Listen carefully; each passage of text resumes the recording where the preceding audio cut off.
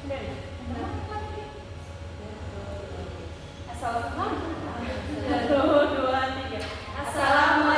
warahmatullahi wabarakatuh. Kami dari kelompok 2 dengan saya Dina Biji sebagai moderator dan teman saya Nisa Musli sebagai presenter pertama, Saya Rinda Sari sebagai presenter kedua. dan saya Nisa Walia sebagai presenter terakhir. mohon maaf sebelumnya teman kami atas nama Christopher Samuel Oki tidak dapat berkesempatan hadir di presentasi kali ini. Baiklah, saya akan melanjutkan sesi presentasi kepada presenter 1. Pada presenter 1 saya persilakan. Terima kasih buat moderator. Oke, di sini kita akan membahas tentang strategi belajar saat Ramadan untuk UTS. Yang pertama itu tentukan prioritas dan waktu belajar. Prioritas belajar adalah urutan kepentingan materi atau tugas yang harus dipelajari. Ini membantu Anda fokus pada hal-hal yang paling penting dan mendesak. Cara menentukan prioritas, yang pertama itu evaluasi tujuan belajar Anda, apa yang ingin Anda capai. Yang kedua yaitu identifikasi tugas-tugas yang paling penting untuk mencapai tujuan tersebut. Selanjutnya itu menggunakan metode seperti matriks, Eisenhower, penting dan mendesak untuk mengklasifikasikan tugas. Yang kedua itu ada menentukan waktu belajar. Waktu belajar yang efektif adalah waktu di mana Anda paling fokus dan produktif. Cara menentukan waktu belajar yang pertama yaitu kenali ritme belajar Anda. Kapan Anda merasa paling segar dan fokus?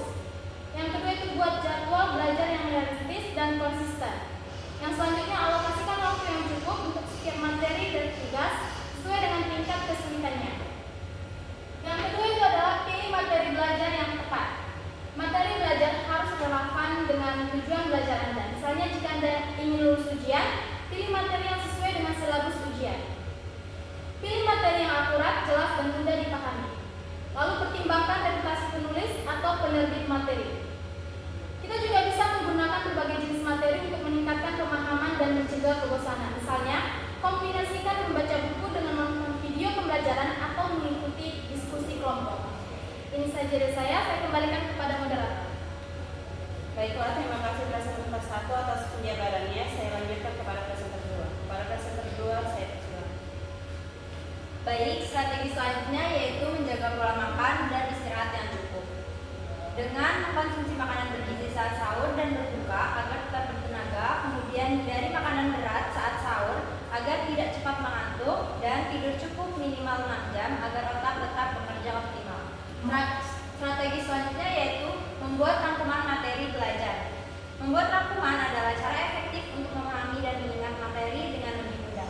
Dengan membuat rangkuman akan mempermudah pemahaman dan mengingat materi, menghemat waktu saat belajar ulang, serta lebih fokus pada informasi penting. Saya kembalikan kepada moderator. Baik, presenter 2, terima kasih atas penjabarannya. Akan dilanjutkan oleh presenter terakhir kepada presenter terakhir saya persilakan. Terima kasih kepada moderator. Selanjutnya akan saya lanjutkan yaitu membuat to-do list. To-do list adalah daftar tugas atau aktivitas yang harus dilakukan dalam periode tertentu. Biasanya seperti harian, mingguan, atau bahkan bulanan. Ini membantu dalam mengatur prioritas, meningkatkan produktivitas, dan memastikan semua pekerjaan terselesaikan secara tepat waktu.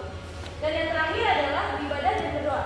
Pada Ramadan kali ini, Ramadan merupakan waktu yang terbaik untuk berdoa agar ujian dapat berjalan lancar. Manfaatkan juga waktu setelah sholat untuk mereview pelajaran secara singkat. Karena pada dasarnya, belajar setelah bangun pagi dianggap waktu terbaik karena otak dalam kondisi segar dan fokus setelah istirahat malam. Saya kembalikan kepada Bapak.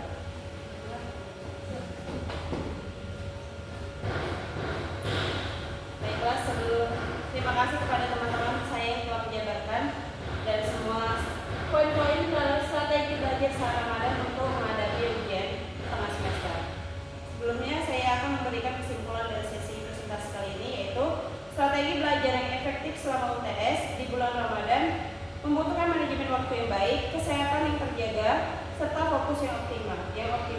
Menyesuaikan jadwal belajar, mengatur prioritas materi, dan menggunakan teknik belajar yang efisien dapat membantu meningkatkan pemahaman. Selain itu, menjaga pola makan, istirahat yang cukup, serta memanfaatkan waktu ibadah dengan baik dapat mendukung keseimbangan antara belajar dan ibadah. Dengan perencanaan yang tepat, belajar tetap bisa berjalan efektif tanpa mengganggu kesehatan dan ibadah di bulan Ramadan. Sekian hasil presentasi dari kelompok kami. Apabila ada salah kata, saya mohon maaf.